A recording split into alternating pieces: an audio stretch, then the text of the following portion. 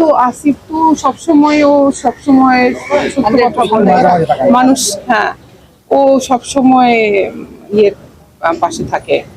আম, মানে কোনো সমস্যা হলে ওটার পাশে থাকে। ও ও তো টিচার, যেহেতু ও বাচ্চাদের সাথে ছিল বা ওদের কথা বলছে। এই আপনি মনে করছেন কিনা এটা কোনো অপরাধ? হ্যাঁ, না, আমি অপরাধ মনে করছি না।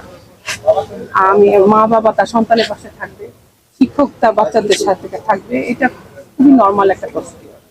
এটা আমি কোনো অন্যায় দেখছি না। মা হিসেবে ব্যাপারটাকে কিভাবে দেখছেন? মা হিসেবে এই মুহূর্তে আমি আমার সন্তানকে চাচ্ছি, আর কিছু দেখতে চাচ্ছি। আর আল্লাহর কাছে দোয়া করছি সব যেন শান্ত হয়ে যায়, ঠিক হয়ে যায়, সুন্দর হয়ে যায়। এই